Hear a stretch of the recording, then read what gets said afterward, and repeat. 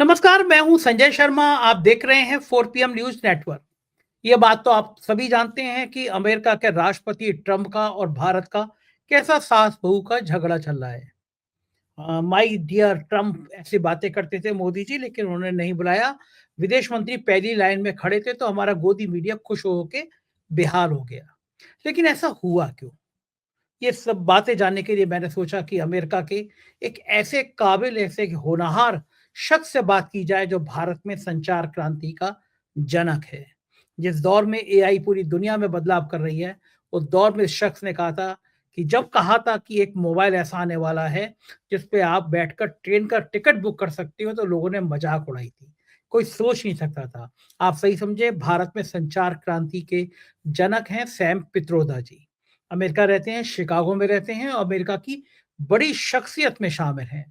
दुनिया के कई देश में उनका बहुत सम्मान है और सैम पित्रोदा एक अंतर्राष्ट्रीय स्तर पर वो शख्स हैं जिनकी बात पूरी दुनिया समझती और सुनती है। मैंने सैम पित्रोदा सर से रिक्वेस्ट की कि कुछ समय दीजिए मेरे को, मैं समझना चाहता हूँ कि ट्रंप के इस उदय से पूरी दुनिया में उसका क्या प्रभाव पड़ रहा है। भारत कैसे इससे अछूता रह पाएगा? क्या ट्रंप और भारत के रिश्ते एक नई कहानी लिखेंगे? भारत के सामने क्या परेशानी आने वाली है? और बहुत रोचक उन्होंने मुझे जानकारी दी है।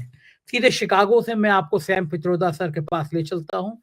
आपसे रिक्वेस्ट है कि चैनल को सब्सक्राइब और ज्वाइन करना ना भूलें। और गणतंत्र दिवस के आप लोगों ने बड़े धूमधाम से मना रहे हैं। गणतंत्र दिवस पे एक गाना 4 PM म्यूजिक की प्रस्तुति, जिसका फ्लैग देख रहे हैं डिस्क्रिप्शन में, जिसका लिंक है, रहे आजाद तिरंगा हमारा। इस गाने को भी अपने दोस्तों के साथ शेयर कीजिएगा। 4 PM म्यूजिक ने बहुत मन के साथ तैयार किया है। चलते हैं सैम पित्रोदा जी के पास और रिक्वेस्ट है कि पूरा इंटरव्यू सुनिएगा, आपको बहुत शानदार, बहुत ज्ञान वाली बातें पता चलेंगी। 4 PM न्यूज नेटवर्क में स्वागत है सैम सर आपका। आपसे जब बात करता हूं तो एक नई एनर्जी, नई ऊर्जा से भर जाता हूं। इस उम्र में आप जितना काम करते हैं और हम लोगों के लिए प्रेरणादायक रहे हैं, हम लोगों के स्टूडेंट टाइम से, क्योंकि जिस संचार से हम बात कर पा रहे हैं वो शायद भारत में आप ही की देन है। धन्यवाद। अमेरिका में हैं आप, शिकागो में हैं आप, और अमेरिका इस समय पूरी दुनिया का केंद्र बना हुआ है। नए नए राष्ट्रपति आए हैं, उनकी विस्तारवादी नीतियां और एक लाइन कि हम अमेरिका को महान बनाएंगे। पहले मैं, चूंकि आप पूरी दुनिया का बहुत करीब से जानते हैं, मैं आपसे ये जानना चाहता हूं कि क्या दृष्टिकोण है, किस मायने में अमेरिका को वो महान बनाने की बात कर रहे हैं? इसका चीन पर, इसका खाड़ी के देशों पर, इसका भारत पे पूरे प्रवेश क्या है? क्या स्ट्रेटेजी है ट्रम्प साहब की? इसे समझने के लिए हमें थोड़ा बहुत डीप विचार करना होगा। ये बात इतनी सीधी नहीं है। अलग अलग के लोग अलग अलग सोचते हैं इसके बारे में। मैं आपको मेरी विचारधारा समझाने का प्रयत्न करूंगा। हम समझते हैं कि ऐसी 5 चीजें चल रही है एक साथ। 5 चीजें एक साथ चल रही है जो हमें समझना है। उसी से हम समझ सकेंगे कि ये ट्रंप फिनोमिना क्या है, मोदी फिनोमिना क्या है और दुनिया में क्या चल रहा है। सबसे पहले वी हैव टू एक्सेप्ट कि दुनिया is decolonised. Mahatma Gandhi led efforts in India, जिससे हमें आजादी मिली 1947 में, उसकी वजह से और through other means the entire world got डीकोलोनाइज्ड।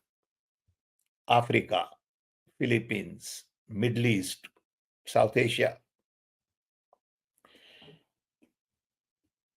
पिछले 75 साल में जैसे धीरे धीरे दुनिया डीकोलोनाइज होने लगी, people in every country felt powerful कि हम अब खुद कुछ कर सकते हैं, हम आजाद हो गए, हमें हक मिलना चाहिए, हमारा कोई सुनने वाला चाहिए, हम गुलाम नहीं हैं अब। सो इसकी वजह से दो चीजें हुई है हमारी दृष्टि से। एक, लोगों की आवाज इंक्लूजन के बारे में बढ़ गई। देखिए, इंडिया में लोग कहते हैं कि कास्ट, सो लो कास्ट के लोग कहते हैं भाई हमें भी चाहिए हक। आप हाई कास्ट वाले डंडा लगा के बैठे हैं, हम चमार हैं, हम लो कास्ट के हैं, हम कारपेंटर हैं, ओबीसी है, आदिवासी हैं, माइनॉरिटीज हैं, हमें आपके जैसा ही हक चाहिए।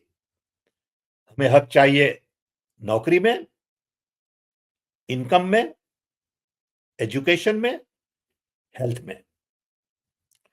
इंडिया में कास्ट सिस्टम है, यहां पे ब्लैक लाइव्स मैटर है। दूसरी जगह इमिग्रेशन है, यहां भी इमिग्रेशन है। तो जो जो लोग हक मांगते हैं उनसे कुछ लोग डरते हैं, क्योंकि उनको हक देंगे तो ये लोग समझते हैं कि उनका धन कम हो जाएगा। उसके बाद दूसरी चीज है सस्टेनेबिलिटी। लोग कहते हैं कि पोल्यूशन बढ़ गया है, जंगल कम हो गए हैं, गर्मी बढ़ गई है, आइस मेल्ट हो रहा है, जिससे देखिए कैलिफोर्निया में आग लगी पड़ी है, कहीं बाढ़ आती है। तो लोग कह रहे हैं कि sustainability is threatening our future. If sea rises, millions of people will get affected. So after decolonization, ये दो चीजों पे ध्यान बढ़ गया है, इंक्लूजन एंड सस्टेनेबिलिटी। अब इससे नुकसान किसको है?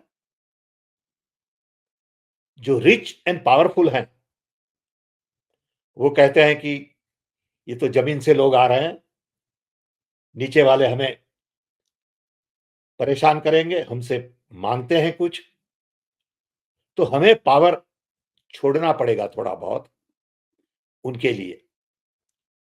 So rich and powerful have come together.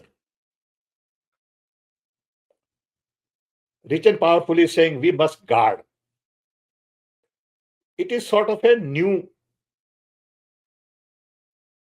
concept of colonization. Saying हम अपनी वेल्थ गार्ड करते हैं और किसी को उसके पास नहीं आने देंगे। साथ साथ में China has been able to rise. पहले क्या था कि लोग समझते थे कि अमेरिका जितना पावरफुल कोई नहीं हो सकता। अब China has become very powerful because सब प्रोडक्शन चला गया चाइना में। दुनिया कोई कुछ बनाती नहीं है, सब चीजें चाइना से आती है। सो चाइना को चेक करना ये रिच एंड पावरफुल के लिए बहुत इंपॉर्टेंट हो गया।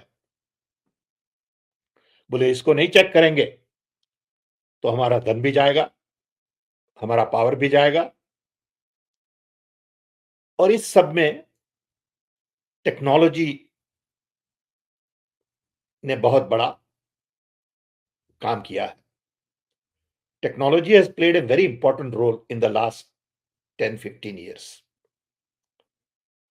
especially social media and now AI. Social media में क्या हुआ है कि थोड़ी बहुत कंपनी, 5 कंपनियां अमेरिका में पूरे दुनिया का कंट्रोल ले लिया है beside China, and they are spreading messages which divide society, which spread lies, which create fear, insecurity, क्योंकि उनसे उनकी व्यूअरशिप बढ़ती है। जब उनकी व्यूअरशिप बढ़ती है तो उनकी कीमत बढ़ती है, जब उनकी कीमत बढ़ती है तो उसके पास पैसा ज्यादा है, तो एक्सपांड कर सकते हैं। सो ये लोग कहते हैं कि भाई आप सैम पिट्रोडा 10 जगह रजिस्टर करिए, 10 ईमेल लगा दिए, Sam Pitroda 1, Sam Pitroda 2, Sam Pitroda 10, तो हम कहेंगे लोगों को कि हमारे पास तो 10 गुने लोग जुड़े हैं। और आप फेक नाम पे लोगों के पीछे जाइए, झूठ बोलिए, लोगों को बदनाम करिए, क्योंकि आपको तो नहीं पकड़ सकेगा कोई, आप तो छुप जाएंगे पीछे। तो ये जो टेक्नोलॉजी का उपयोग हुआ है to further enhance command and control as opposed to collaboration, cooperation, co-creation, communication, इससे rich and powerful have come together. आपने देखा कि ट्रंप के इनॉग्रेशन में सब रिच लोग वहां थे, दुनिया के सब बड़े बड़े रिच लोग, from Europe, Asia, America, they were all invited, क्योंकि it was a display of rich and powerful together against rest of the world. So अभी क्या हुआ है कि people are basically focused on power and profit. Trump, पैसा पैसा और ताकत, यही दो चीजें, इसी बिल्कुल। पे सबको फोकस करना है। तो देखिए कि हम कह रहे हैं कि इंडिया में पावरफुल प्राइम मिनिस्टर है, अमेरिका में पावरफुल प्रेसिडेंट है, और रिच उनके साथ जुड़े हैं सब जगह। बिल्कुल ठीक है। तो in the process planet and people are ignored. Trump ने क्या कहा कि हम WHO से निकल जाएंगे, that means people will suffer, global health will suffer. हम पेरिस अकॉर्ड से निकल जाएंगे, that means global warming will suffer. हम गैस और पेट्रोल बढ़ाएंगे और ईवी व्हीकल पे स्टॉप लगा देंगे, कम करवा देंगे। सो इससे मैसेज ये है कि हम प्लैनेट की चिंता नहीं करते, ग्लोबल वार्मिंग की हमें कुछ नहीं पड़ी है, और हमें लोगों की भी कुछ नहीं पड़ी है, क्योंकि हम लगेंगे इमिग्रेशन के पीछे। गरीब हैं ये लोग, भूखे हैं ये लोग, इतना काम करके यहां आते हैं, ऑफकोर्स इलीगली आते हैं, वो भी ठीक नहीं है, हम समझते हैं, लेकिन हम इमिग्रेशन के पीछे लगेंगे। हमारे वहां लग गया आप कि बांग्लादेशी के पीछे लगेंगे, माइनॉरिटी के पीछे लगेंगे, as opposed to saying we will include everybody. If we have to suffer a little bit, it's okay. We will suffer a little bit. We will share. But nobody wants to share. They want to keep their pie bigger and bigger. आप देखिए कि during election time Elon Musk की wealth 120 billion बढ़ गई, 120 billion बढ़ गई। उन्होंने करीबन 277 मिलियन बोलते हैं इलेक्शन के लिए ट्रंप के पीछे डाले। अब 277 मिलियन का रिटर्न देखिए, 120 बिलियन। जेफ बेजो की इनकम बढ़ गई 100 बिलियन और सो। फेसबुक वाले की इनकम बढ़ गई 100 बिलियन और सो। सो ये लोग समझते हैं कि अगर हम पावरफुल के साथ अलाइन हो जाएं तो हमारी इनकम बढ़ जाएगी, बढ़ेगी। यानी आपका मानना यह है कि चाहे अमेरिका हो चाहे भारत हो, जो बड़े उद्योगपति हैं, भारत पे भी अंबानी अडानी का नाम आता है, वो प्राइम मिनिस्टर के साथ हैं। अमेरिका में एलन मस्क, मार्क जुबेरगिल जैसे लोग सब जगह, भारत में नहीं, खाली आप टर्की देखिए, आप कोई भी दूसरा देश देखिए, सब जगह ये पैटर्न चल रहा है। रशिया देखिए, पूंजीपति है, वो राजनीति की ताकत के साथ जुड़ गया। यानी बिल्कुल एक पैसे वाले का और एक ताकत का ऐसा कॉकटेल बन गया जो गरीब पे जुल्म कर रहा है, जो गरीब को वो शपथ लेते ही कह रहा है कि ध्यान छोड़ो नहीं दे रहा। अमेरिका, मैं वैसा नहीं कहूंगा कि जुल्म कर रहा है, लेकिन ध्यान नहीं दे रहा है। ध्यान नहीं दे रहा उसको। वो और गरीब होता जा रहा है। लेकिन सैम साहब, ये दुनिया एक बड़ी क्रांति की तरफ नहीं बढ़ेगी। अगर मान लीजिए अगर लोगों का ये अनुपात बढ़ता रहा, अमीर और गरीब के बीच में खाई बढ़ती रही, तो दुनिया में एक नई क्रांति भी जन्म ले सकती है, क्योंकि बिल्कुल बड़ी आबाद सच है। तो गरीब लोगों की है ना। सच है। तो ये जो चल रहा है फेज, वो शायद 10 साल 20 साल चलेगा, हुँ, क्योंकि ये डीकोलोनाइजेशन हुँ, के अगेंस्ट है हुँ, कि आपने पावर दे दिया लोगों को हुँ, और उससे हमें बड़ा नुकसान होगा। हुँ, हम तो नए पावरफुल किंग हैं। तो आप देखिए कि आज के जो लीडर्स हैं, they act like king, hmm, they don't act like public servant. Hmm. बिल्कुल ठीक कह रहे हैं, राजा हैं वो। हाँ, बिल्कुल राजा की तरह। उनका कपड़े देखिए, उनके प्लेन देखिए, उनके पास सिक्योरिटी देखिए, उनकी कार देखिए, उनके सब चीजें आप देखिए। और गांधी सूट जी देखिए, दिन में कपड़े बदलते हैं, सूट बदलते हैं कई-कई बार। गांधी जी कैसे थे leader? He was a public servant. धोती में बस पूरी ज़िंदगी और धोती आज में। के लीडर कैसे हैं देखिए, फैशनेबल होते हैं, चश्मे हुँ, लगाते हैं, भाषण देते हैं, झूठ बोलते हैं और कुछ उनको कुछ नहीं होता। सही बात है। हमारे देश में भी ऐसे नेताओं की हर भरमार है। जगह। मैं इंडिया की बात नहीं कर रहा, पूरी दुनिया में ऐसे ही हो रहा है। पूरी ट्रम्प दुनिया साहब में के ऐसा भी हो गया है। सूट, बूट, टाई देखने के काबिल होते हैं, कपड़े उनके पूरी दुनिया में होता है। सैम साहब, आप गुजरात से ताल्लुक़ रखते हैं, अमेरिका में एक लंबे समय से रह रहे हैं। लोगों के मन में बड़ा भारत के मन में ये लोगों के मन में गोदी मीडिया ने ये स्थापित कर रखा था कि ट्रम्प हमारे मोदी जी के सबसे पक्के दोस्त हैं। मोदी जी ने वहाँ जाके कहा भी था, अब की बार ट्रम्प सरकार, शायद आज़ादी के बाद से आज तक कभी ऐसा नहीं हुआ कि हमारे प्राइम मिनिस्टर ने किसी दूसरे मुल्क में जाके, किसी राष्ट्र में जाके चुनाव में ऐसे सीधा दखल दिया हो। लेकिन इन ट्रम्प साहब ने चाइना, जो उनका सबसे बड़ा दुश्मन है, उसके प्रेसिडेंट को शपथ ग्रहण में बुलाया, लेकिन हमारे प्राइम मिनिस्टर को नहीं बुलाया। भारत का हमें अपमान लगा, बुरा लगा। आपको क्या लगता है क्या कारण है, उन्होंने मोदी जी को क्यों नहीं बुलाया होगा? वेल, उन्होंने मुकेश को बुलाया, मुकेश को बुलाया। Which is equally powerful man. You know he controls huge amount of wealth.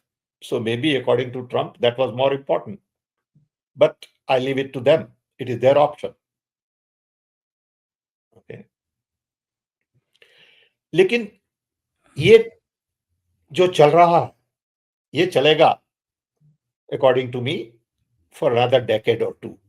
In human civilization, history will be written later कि after decolonization of the world, for 20-25 years, rich and powerful came together to save their interests.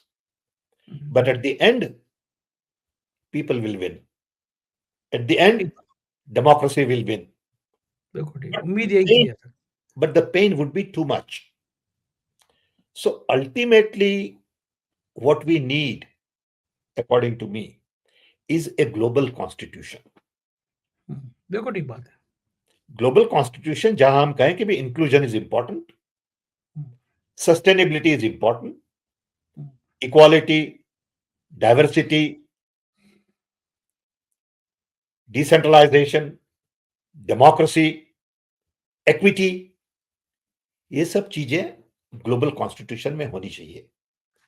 कि लेकिन just because, ये तो अभी Trump क्या कह रहे हैं, हम तो कनाल ले लेंगे पनामा की, हाँ, हाँ, हम कनाडा को बना देंगे दूसरा स्टेट। आई मीन, हाँ। you can't even talk like this, but they do. And they can get away with it, and they get respect for this kind of conversation by many. लेकिन Sam साहब, जो पहले की जो स्थापित चीजें हैं, संयुक्त राष्ट्र संघ हो, ऐसे अंतरराष्ट्रीय संस्थाएं हो, उनकी भी तो कोई नहीं सुन रहा। युद्ध हो रहे हैं, रूस यूक्रेन में नहीं सुन रहा। क्योंकि उनको ये लोग फंड करते हैं। देखिए WHO का क्या हुआ, अमेरिका $1 बिलियन देती है, वो निकाल लिया। अब $1 बिलियन चला गया तो WHO total fund would be reduced by 25% or whatever the number it is. Okay, and it will be paralyzed. So money talks. हम हर वक्त कहते हैं कि there is a golden rule, the one who has gold makes the rule. जिसके पास सोना है वो रूल बनाते हैं। तो इनके पास सोना है, तो वो कहते हैं हम रूल बनाएंगे। आप कौन होते हैं? सो जब तक there is no global constitution, some amount of global governance doesn't mean global sarkar. It means some concern for global issues, whether it is global warming, inclusion, human rights. अभी देखिए, जब ह्यूमन राइट्स लिखे गए थे तब social media तो था नहीं। अब हमें समझना है कि भाई डिजिटल सिटीजन के ह्यूमन राइट्स क्या है।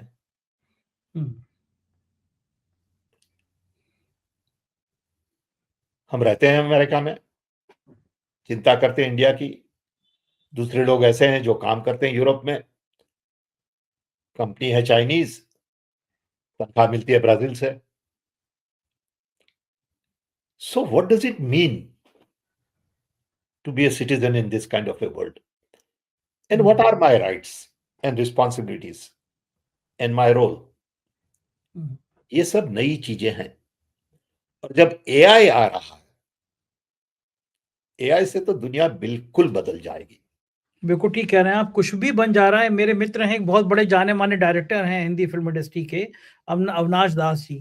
वो कह रहे थे अब तो वो दौर आ जाएगा 1-2 साल बाद, पूरे एक कमरे में बैठ के पूरी पिक्चर तैयार हो जाएगी। बिल्कुल, बिल्कुल।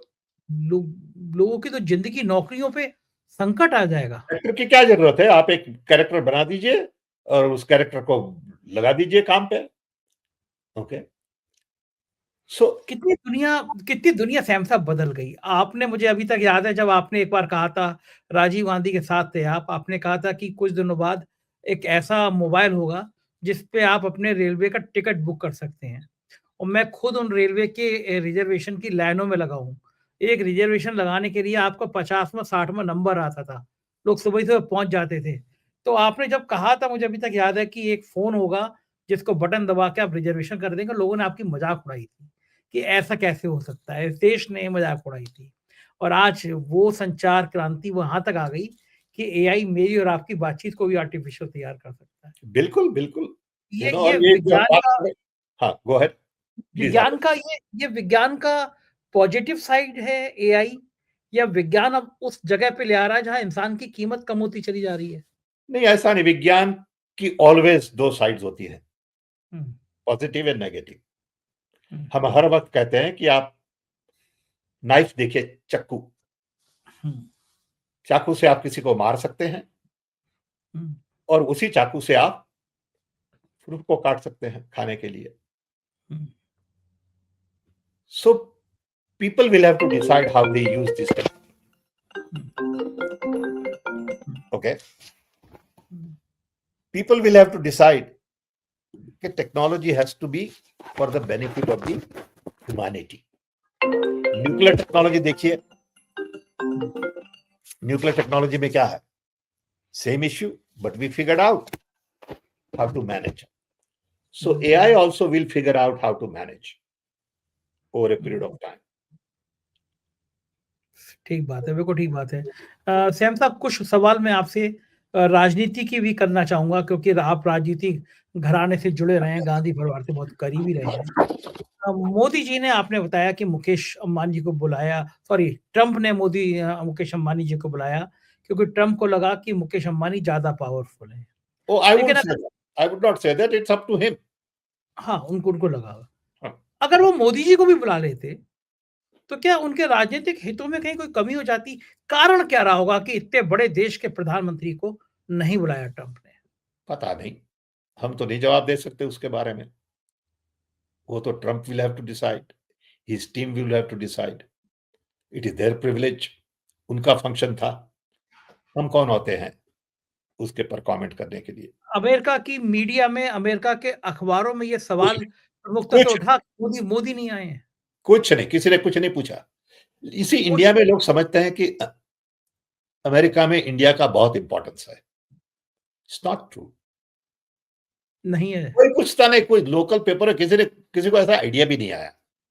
फॉरगेट अबाउट आइडिया नहीं इंडियन आया कि न्यूज़पेपर। मोदी आए या नहीं आए, ये आइडिया नहीं आया किसी को। Indian newspaper, American media has never even question asked, written. It's not part of the thought process.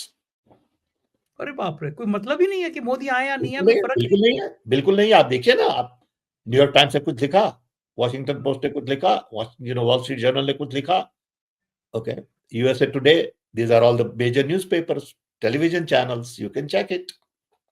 Maybe कहीं I'm कोई wrong. ज़िक्र नहीं है। कुछ नहीं, मैंने तो कुछ नहीं यहाँ देखा। यहाँ पे हमारे आज तक चैनल की अंजना ओम कश्यप थी, वो वहाँ पे अमेरिका में कह रही थी कि अभी बहुत भीड़ हो जाएगी, मोदी जी इसलिए नहीं आए हैं। अब देखना ट्रम्प जी मोदी जी के लिए अलग से बुलाएँगे हो और फिर सकता मोदी है, ट्रम्प को अलग से बुलाएँगे। हो सकता है। ऐसा भी हो हमारे, सकता आप तो जानते हैं हमारे मीडिया कैसे हैं। हमारे मीडिया वाले कुछ भी कह देते हैं है। और सही लोग बात है, मान कोई भी लेते हैं, क्या करें? हाँ, एक और बड़ी मज़ेदार बात हुई कि यहाँ की गोदी मीडिया इस बात से बड़ी खुश थी कि विदेश मंत्री जो हैं, वो पहली रो में बैठे दिखाई दे रहे हैं। मतलब इसी बात से खुश थे कि विदेश मंत्री को आगे खड़ा कर लिया गया है। क्या ये खुश होने वाली बात थी? पर्याप्त बात थी? It shows the colonial mindset, समझे? आप आगे खड़े हैं या पीछे खड़े हैं, उससे कोई मतलब नहीं। लेकिन we are hierarchical and we are feudal, hmm, okay? आगे बिठा दिया तो बड़ा अच्छा हुआ, हमको मान दिया। अरे भई, ऐसे मान नहीं दिया जाता। सो हमारी दृष्टि से इट्स इर्रेलेवेंट, लेकिन some people think it is important, so what hmm. Can I say? It's okay. अब देखिए, एक आप प्रश्न बहुत बड़ा है इसके इंडिया के लिए, वो है इमिग्रेशन। हुँ, मैं वो उसी सवाल पे आ रहा था।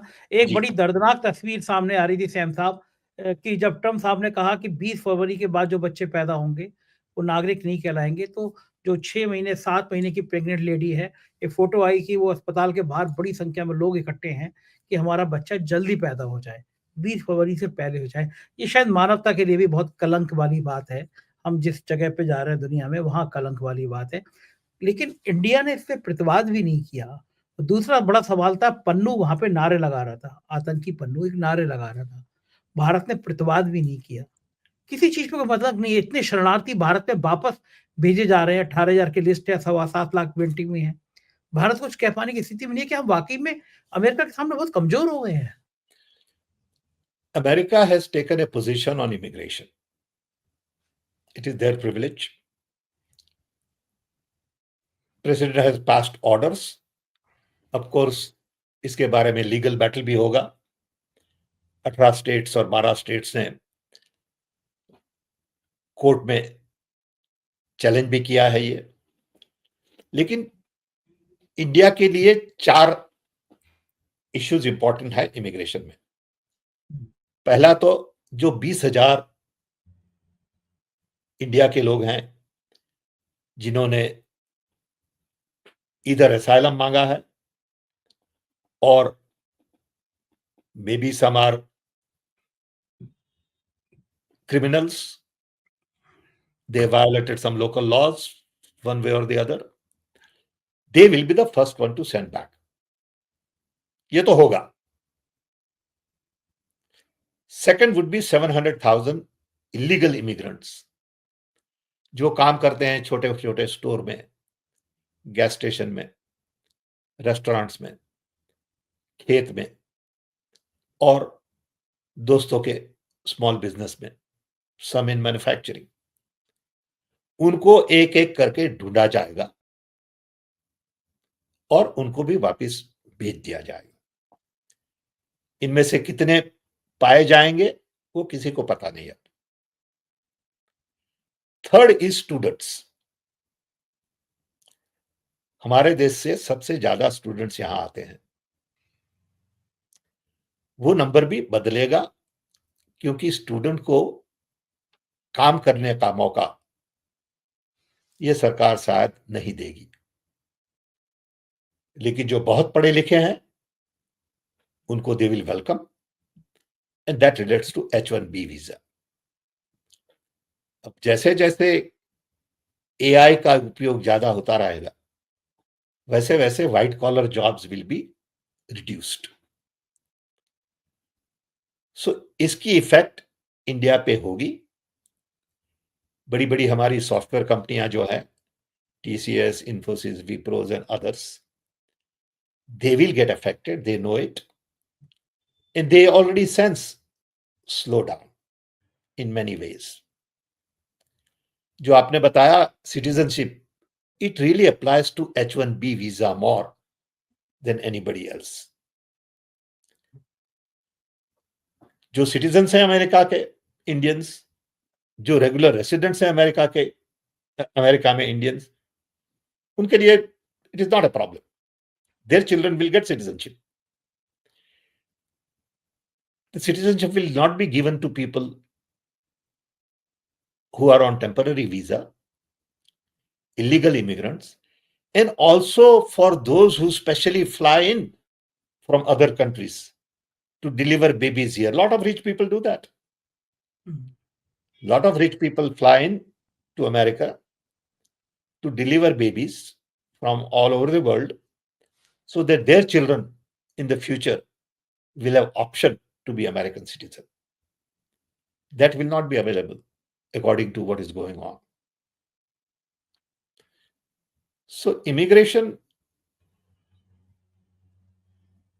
issue is on everybody's radar. क्योंकि अमेरिका में 11 मिलियन इलीगल इमिग्रेंट्स हैं. That's it. बहुत बड़ा नंबर है. अब उनकी जरूरत भी है, क्योंकि वो छोटा बहुत काम करते हैं जो दूसरा कोई नहीं करता. वो खेत में जाते हैं, वो घर संभालते हैं लोगों का, वो ड्राइविंग करते हैं, रेस्टोरेंट में बर्तन धोते हैं. सो इसके लिए भी वर्कफोर्स चाहिए. ये सब चले गए तो ये काम कौन करेगा? सही बात है. एक बड़ा प्रश्न है. लेकिन हम जब देखते हैं अमेरिका और इंडिया की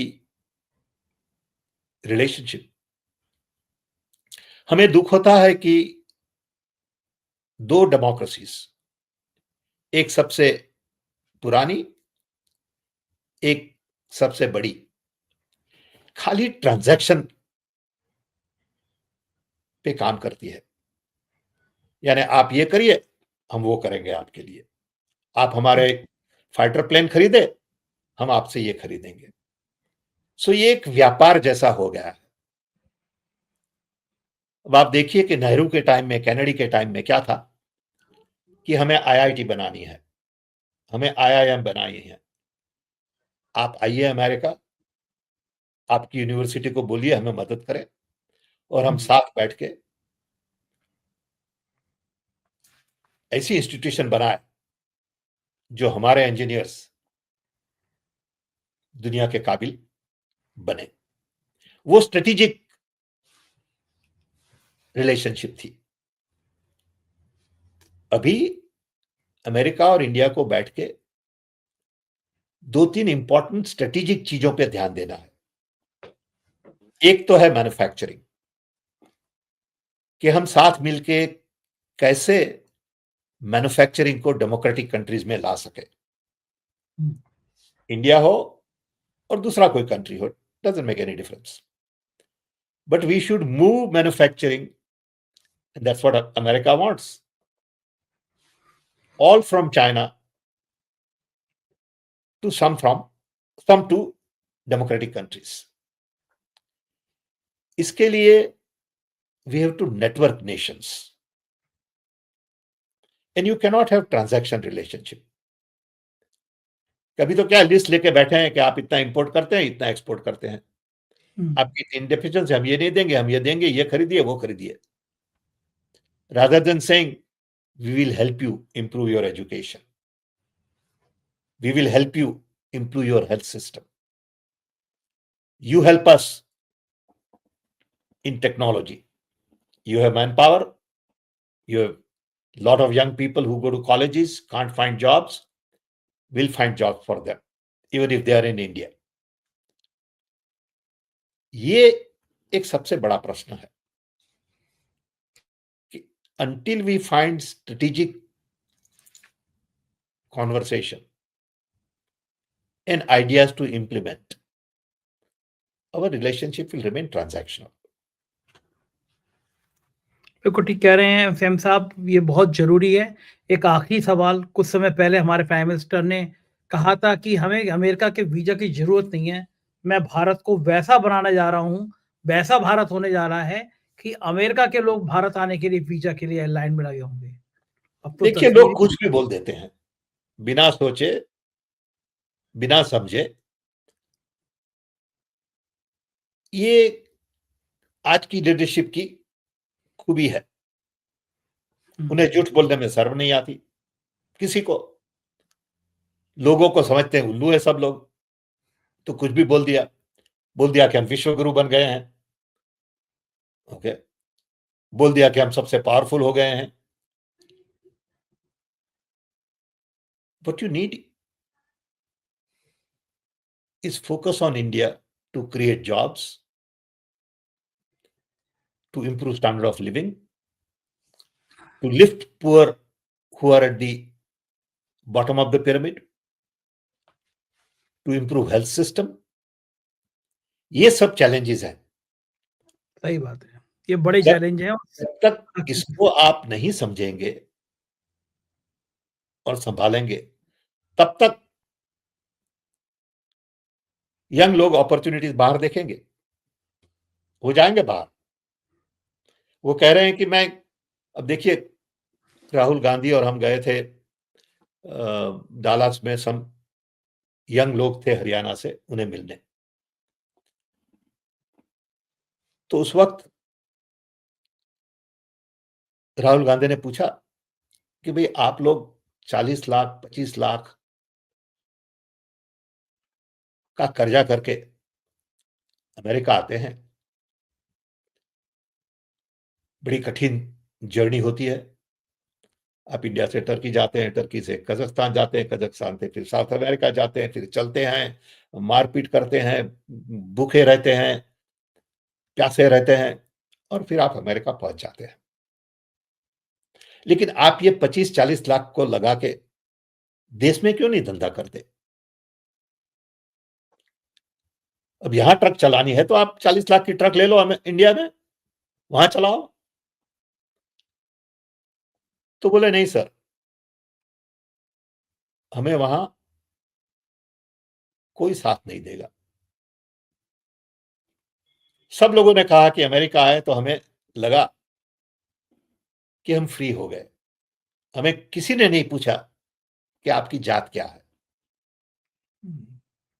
हमें किसी ने नहीं पूछा कि आप कौन सी भाषा बोलते हैं, कौन सा धर्म पालते हैं। तो इंडिया में जब हम होते, छोटा धंधा करते, तो लोग हमें परेशान करते, क्योंकि हम पिछड़े वर्ग के हैं, क्योंकि हम माइनॉरिटी वाले हैं। तो यहां आके हमें फ्रीडम मिली।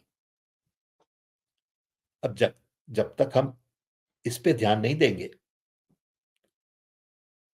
तब तक जवान क्यों इंडिया में रहेगा? बिल्कुल ठीक बात है। मौका मिलने से वो बोलेगा हम भी बाहर जाएंगे। बिल्कुल, बिल्कुल ठीक बात। मैं सहमत हूँ आपकी बात से, लेकिन एक चीज़ और सच ये भी है कि दुनिया में जो भारत छोड़ के दुनिया में जाके एस्टेब्लिश हो रहे हैं लोग, उसमें बहुत बड़ी संख्या करोड़पतियों और अरबपतियों की भी है। पैसे वाले भी हिंदुस्तान छोड़ के भाग रहे हैं। जो सूची आ रही है वो लगातार बढ़ती चली जा रही है।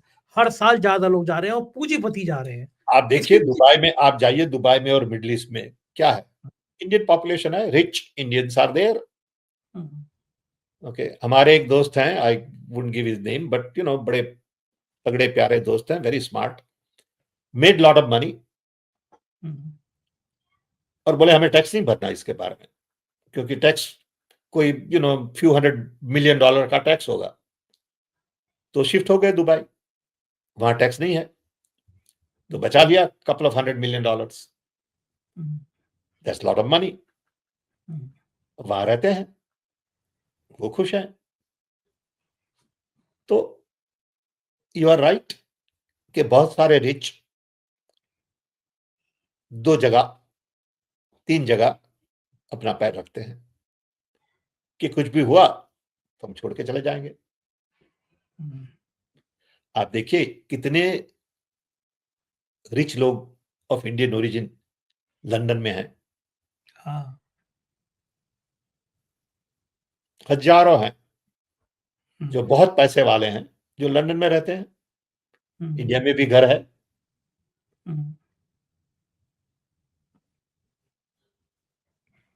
सही बात है। दुबई में है, लंदन में है, बिल्कुल, सिंगापुर में है, सिंगापुर में है, मलेशिया में है, ऑस्ट्रेलिया शिफ्ट हो गया, इंडोनेशिया में, कनाडा ऑस्ट्रेलिया भी बड़ा इंडोनेशिया में भी है। बड़ा खराब है ये देश के लिए, लेकिन व्यवस्थाएं 10 सालों में ऐसी हो गई है, कुछ कहा नहीं जा सकता। अब बहुत बहुत शुक्रिया सैम सर, आए आपने मुझे इतना समय दिया, मुझे आपसे बात करके बहुत अच्छा लगा। थैंक्स। ये थे सैम पित्रोदा जी, और आपने सुना कि पूरी दुनिया किस तरह हमारे ऊपर बात करती है।